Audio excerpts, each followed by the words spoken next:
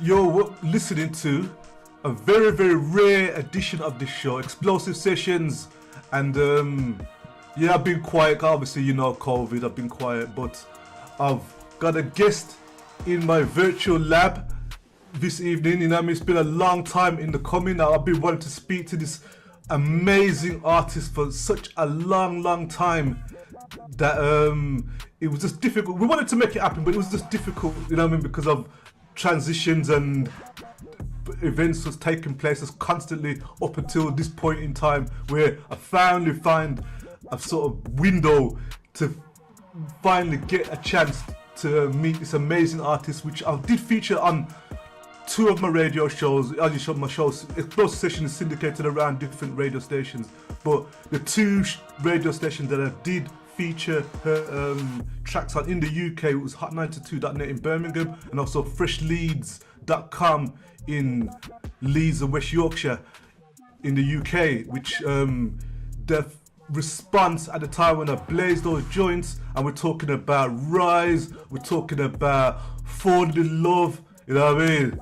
And obviously the title track to the album, Simply Me. Oh my God, you know what I mean? She's here in live. This is Adelaide Mackenzie. How are you? I'm really good, really pleased to be here. Thank you for having me, DJ Paris. Okay, welcome to, all I can say is welcome to Explosive Sessions. Right, you're probably the first artist I've had in my virtual lab since this, because before, actually, the last video podcast I did was literally a month before the lockdown happened last year. And that's the last video, so you're the first in 2021. I've not done nothing, you know what I mean? I've just been firefighting, and like I said to you before we started the interview, I was doing a lot of transitioning from, because I work in tech as well, and a lot of transitioning, positioning the music. My business colleague DJ Shades, who wants to also have you on his live lounge, right? I've been telling him all about it. He says, get around. I says, I can't, I've got to sort myself out, and we're here now, and we're here to talk about the rise of Adelaide Mackenzie, especially in the north of the UK, because obviously you've been dominating the scene in London. You've supported and worked with Omar. You've done loads of big things on the jazz cafes, all sorts. You know what I mean? Give us a little insight into your world as you came. What was the beginning of your career to date? You know what? It's just been, I remember when my dad did my first vinyl, cut my first vinyl, which was really cool when I was 18. And we went to the studio and did the Jungle track. Remember Jungle? Wow.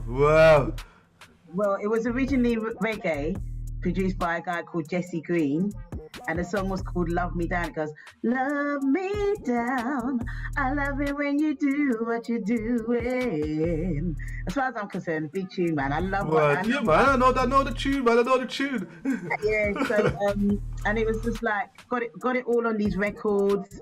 And then eventually I was like, went to my local youth centre, remember the play centres, and in South London, Greenwich, and this guy called Louis Silcott was like, yeah, I've got this record label, you can do some joints on there, and they just wrote some more songs and collaborated with different artists then, and even did a bit of work with like MB as well. They produced, they did the Sweet Love mixed version, and then he got me on shows like that with them. So it was just really good grooming and actually really good positive development to get into the actual industry of songwriting, studio work from that age of 18. But even before that, I had gone to the Brit Performing Arts School. But that was also part of my career of singing, being involved with the competition. Now, let me just jump in there a little bit, right? Now, you said this Brit School thing, right? Now, because your background is gospel, right? I can't see the need why you would need to go to Brit School per se, because you sang with the legendary gospel people like John Francis and people like that. But what you don't know, and that's a good point that you're making, is I wasn't brought up in church.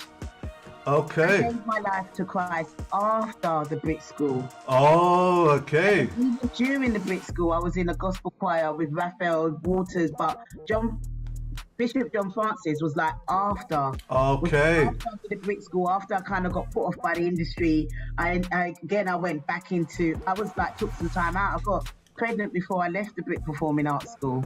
Okay, so let's go back to the beginning, right? So you mentioned about you got put off from the industry, right? But what was the start of the industry like for you when you first was getting into? After you said you cut those vinyls and stuff, and you had some obviously amazing responses. Yeah. So it was what really happened? What label was the first label you was with? The first label was called Jungle Beat.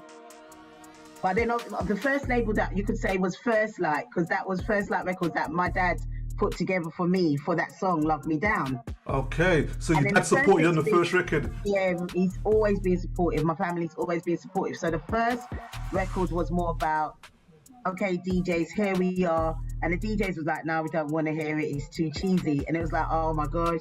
And then that's when I learned about, okay, test the market.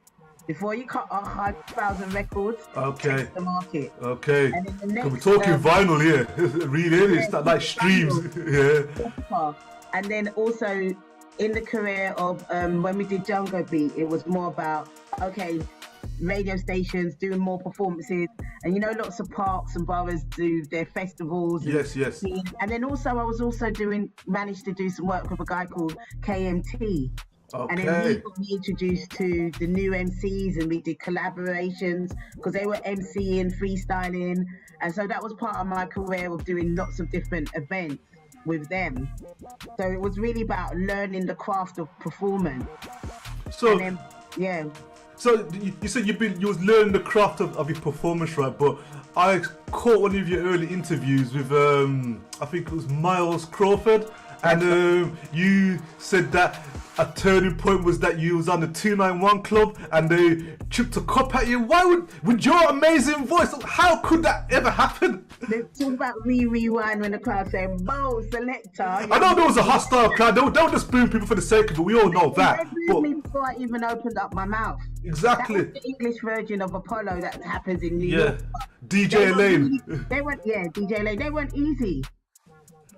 But the person who threw the cup was drunk, came to me afterwards because the female security guard really made sure he came to me and said, look, you got to say sorry. And it was good that they said sorry, because that could have been the end of my career. But yes, you're right. But what impact as an artist did that have on you, as in going forward? What made you want to go forward after that? After that, it was about knowing that, you know what, I can go in front of any audience. They can be doing anything and I will still perform amazingly. That was the impact of that. Okay. That was the impact of that, knowing that I can hold the crowd. That next time I'm in front of a crowd, always make sure that they're being held. Their attention is being held. So what did you do straight after that then? What happened musically after that? Because I was 15, I was in Greycoats at Westminster School. Then I finished my GCSEs. Then I went to the Brit School, which you're aware of. And that's when I really got more opened up to the competition of markets, really trying to learn where did I fit in. And eventually realizing, you know what, I don't really fit in anywhere because I'm so talented. You can't fit me into a box, you know. Well, the thing why I have to agree with you talented is because of the versatility of the genres of music that you come on. Because you blend on the gospel, obviously. You blend on the reggae side of things. Obviously, Jamaican heritage gives you that edge, right? And then after that, you come on this deep R&B sound, this neo soul kind of sound, and obviously working with someone like one of them Flowetry girls is probably a massive influence on your current palette of music, if you like, to want of a better word.